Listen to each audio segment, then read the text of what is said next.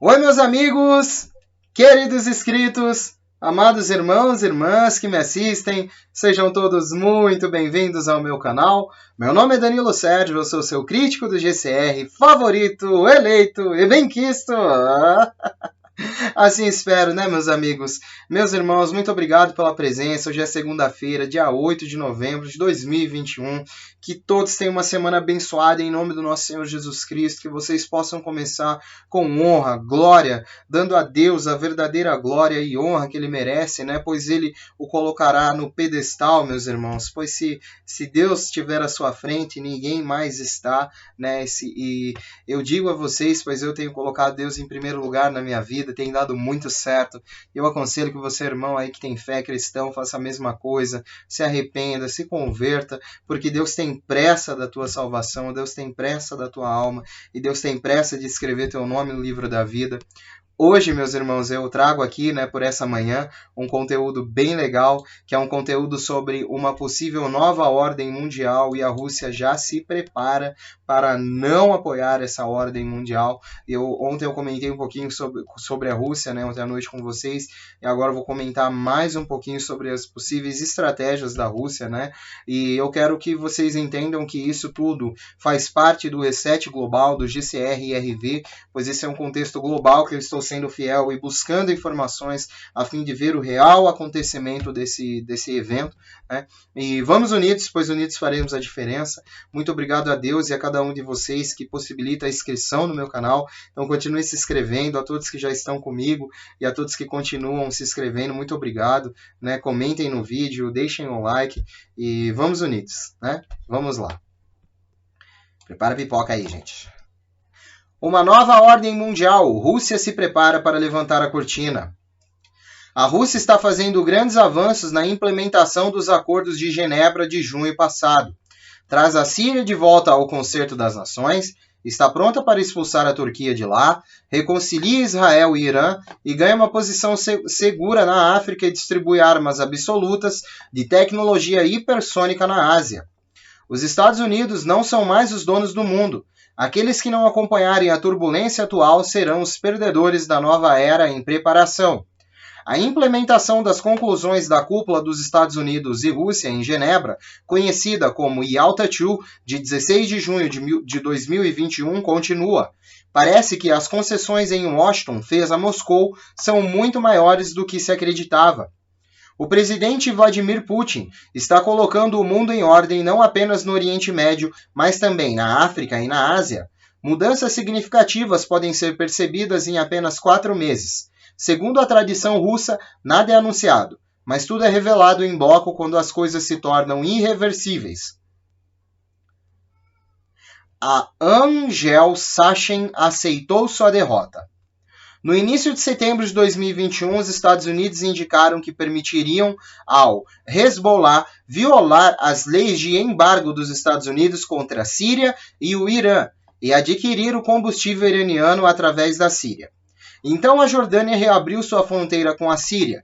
Por fim, a imprensa anglo-saxônica lançou uma série de artigos com o objetivo de adquirir ao presidente Bashar al-Assad dos crimes de que era acusado e de reabilitar a Síria. Tudo começou como um artigo no The Observer.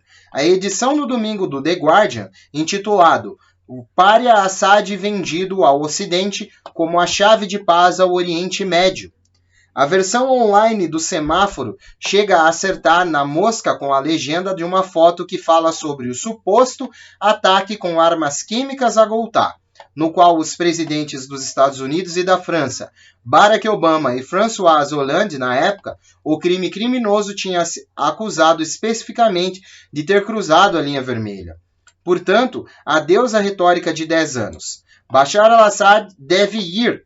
Uma coisa levou a outra. A Newsweek então mostrou o presidente sírio logo na capa com o título "Ele está de volta", seguido do subtítulo "Em um triunfo sobre os Estados Unidos, o líder sírio Bashar al-Assad reivindica um lugar no estágio mundial". A derrota militar que o presidente Joe Biden admitiu em Genebra em junho também é aceita pela imprensa anglo-saxônica. O resto do Ocidente só poderá segui-lo. O retorno da Síria à arena internacional está em andamento. A Interpol tomou medidas corretivas para acabar com sua marginalização e o rei Abdullah II da Jordânia e o sheik Mohammed bin Zayed dos Emirados Árabes Unidos anunciaram que mantiveram conversas com o presidente Assad. O alto comissário da ONU para Refugiados, Filippo Grandi, foi discretamente a Damasco para finalmente discutir o retorno dos emigrantes.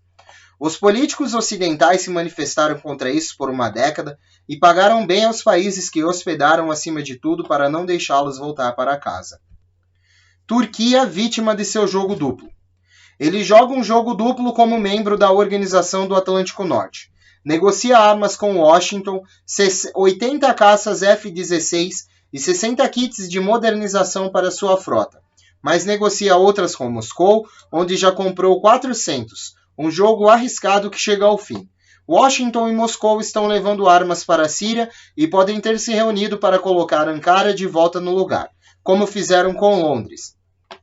Tel Aviv e Paris, durante a expedição de Suez em 56, o presidente turco Recep Tayyip Erdogan apresentou ao seu parlamento a renovação da missão do seu exército para combater os terroristas curdos do PKK no Iraque e na Síria, dos países que ocupou ilegalmente.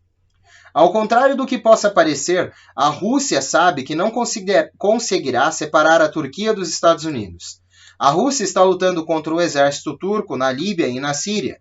Lembra o engajamento pessoal do presidente Erdogan e na Chechênia e, de forma mais geral, a oposição entre Rússia e os otomanos. O exército sírio encerrou a batalha de Daara no sul da Síria e sua vantagem, permitindo que a Jordânia reabrisse sua fronteira. Os jihadistas preferiram depor suas armas lá, em vez de buscar refúgio em Idlib, sob a proteção do exército turco. Agora as tropas sírias estão se aglomerando em frente à governadoria ocupada por Idlib, noroeste do país, prontas para libertar seu território. A Turquia está gradualmente alienando todos os seus parceiros. Está competindo com os Estados Unidos e a França na África. Seu exército está lutando na Líbia. Possui uma base militar na Somália, abriga soldados malineses para treinamento em seu solo, vende armas para a Etiópia, Burkina e assim assinou um contrato de cooperação com o Níger, para não mencionar sua base militar no Catar e seu envolvimento no Azerbaijão. A empresa ocidental não cobriu essa terrível batalha, sabendo muito bem que Daara não poderia ter sido libertada sem a retirada discreta de Israel dos Estados Unidos. O povo que tanto sofreu parece odiar tanto seus compatriotas quanto seus aliados de ontem que os deixaram naquele momento. No caso Osman Kavala, que leva o nome do empresário de esquerda que se tornou marido de George Soros na Turquia de 2017, é um bom presságio. Uma dezena de estados, incluindo Estados Unidos, França e Alemanha, postou uma carta nas redes sociais exigindo a liberação imediata do réu, que foi acusado de participar na tentativa de golpe militar de 15 de julho de 2016. Em 22 de outubro, o presidente Erdogan respondeu apostrofando os embaixadores preocupados com sua habitual arrogância. É seu trabalho dar uma lição à Turquia, quem você pensa que é? A situação atual do presidente Erdogan parece cada vez mais delicada. Um vento que revolta sopra seu próprio partido.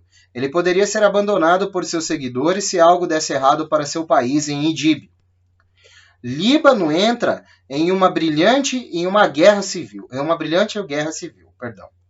O presidente Joe Biden parece determinado a deixar o Líbano para a Rússia e explorar as reservas de petróleo e gás entre Líbano e Israel. Ele enviou seu conselheiro de longa data, o israelense e americano Amos Hochstein, para deslocar entre Beirute e Tel Aviv.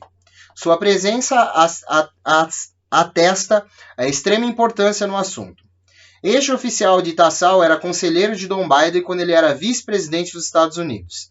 A essa altura, em 2015, ele já havia administrado esse arquivo e quase chegou a um acordo. Ele pode ter sucesso, contando que esse empresário amoral conheça os arquivos políticos e as restrições técnicas da exploração de hidrocarbonetos. Ele pressiona pela exploração de reservas sem resolver a delicada questão fronteiriça. Os dois países poderiam explorar em conjunto e dividir os lucros mediante um acordo prévio. No Líbano, os líderes de grupos religiosos estão tentando todas as manobras possíveis para manter seu poder final, mesmo que isso signifique destruir o futuro de seu país.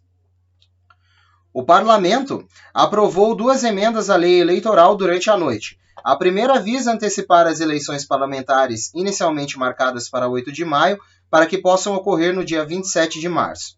Os muçulmanos pediram para realizar sua campanha de forma eficaz, pois ela caía no meio do Ramadã. Mas a nova data parece ser uma forma de evitar que o general Abbas Ibrahim, chefe da contra-espionagem, seja eleito e suceda ao presidente do parlamento Nabih Berri. Na verdade, a Constituição exige que funcionários do alto escalão deixem o cargo com 6 meses de antecedência para entrar na política. O presidente Emmanuel Macron planejou usar as tropas francesas para proteger os escritórios eleitorais. É improvável que ele seja o presidente da República Francesa em 8 de maio e não haverá evidências de seu sucessor que aprovará essa decisão. No entanto, dia 27 de março ele ainda estará no comando. A segunda alteração da forma como os expatriados podem votar, eles não nomearão deputados do exterior, mas votarão em deputados de círculos eleitorais. Alguns esperam mudar os resultados significativos dessa forma. Tudo isso tem pouca importância, pois o sistema eleitoral determina antecipadamente o número de representantes por grupo denominacional, mas isso não tem nada a ver com a realidade demográfica. Um belo exemplo de uma eleição sem democracia. Outro grande debate é a investigação sobre a explosão do porto de Beirute em 4 de agosto de 2020. O juiz Tarek Bitar está enfrentando uma ampla variedade de inundações, começando com a do ex-primeiro-ministro Hassan Diab, que fugiu para os Estados Unidos assim que terminou os seus deveres e está sujeito ao mandato de prisão. O Hezbollah, que perdeu muito na investigação do assassinato de Rafik Hariri, não permite que a investigação siga o exemplo, mas encontrou o sigilo na investigação. Por fim, pediu veemente que os autos do juiz fossem retirados e organizou uma manifestação nesse sentido. Chegando em frente a um bairro cristão, a procissão foi atacada por membros das Forças Armadas libanesas por Samir Diadia. A abordagem lenta dos irmãos inimigos Israel e Irã. Moscou está abordando a questão do conflito irano-israelense como um todo. Os dois estados fazem discursos ultramarciais um contra o outro, mas sua prática é muito diferente. Na verdade, eles agem entre si contra certas tendências políticas em si mesmos. A derrubada de Benjamin Netanyahu, um aluno pensador colonialista, Vladimir Skabotinsky, abre o caminho para a reconciliação. Embora os Estados Unidos impusessem sanções ao Teherã para forçá-lo a abandonar seu programa nuclear militar, a Rússia nunca acreditou que continuaria depois de 88. Durante as negociações que levaram ao acordo nuclear Vietnã com o Irã, Moscou não exigiu o fim do programa nuclear, mas sim a possibilidade de controlar que ele não se tornasse militar. Essa ainda é sua posição. As discussões atuais se concentram em detalhes técnicos, como a instalação de câmeras de controle em usinas iranianas. A relação das forças está em questão. Disse que a China e Coreia do Norte lançaram mísseis hipersônicos em rápida sucessão. A China nega, mas a Coreia do Norte anuncia em alto e bom som. Os especialistas americanos, parlamentares, generais americanos estão apavorados porque seu país não domina essa tecnologia que os torna vulneráveis. Esse tipo de míssil é baseado em tecnologia soviética. O presidente Vladimir Putin anunciou em frente à Assembleia Federal em 2019 que a Rússia estava em processo de dominar essa tecnologia de mísseis com cargas atômicas que poderiam atingir qualquer parte da Terra sem serem interceptadas. Como parece impossível que a China, ainda mais a Coreia do Norte, pudessem repetidamente ter alcançado esse nível técnico, os especialistas acreditam unanimemente que a Rússia lhes deu uma versão de sua própria arma. Essa transferência de tecnologia teria ocorrido antes do anúncio da Aliança Austrália-Reino Unido EUA-AUKUS. Isso destrói os esforços de Washington contra Pequim e Pyongyang. Não apenas o Ocidente sofreu uma terrível derrota na Síria, forçando a aceitar uma nova ordem mundial. Seu escudo antimísseis era imponente, seus exércitos agora estão completamente desatualizados. Bom, meus amigos, essa matéria que eu separei para nós podermos entender hoje, né, uma questão global iminente que está acontecendo aí no mundo todo, preocupações aí da União Europeia, a Rússia e afins com toda essa questão de todo o Oriente Médio. É por isso que eu fico muito de olho lá, né, meus irmãos, porque o Oriente Médio é um forte indício do retorno do pacificador, que é o anticristo. Então eu sempre fico observando os acontecimentos do Oriente Médio, como o Ocidente se comporta com os acontecimentos, né?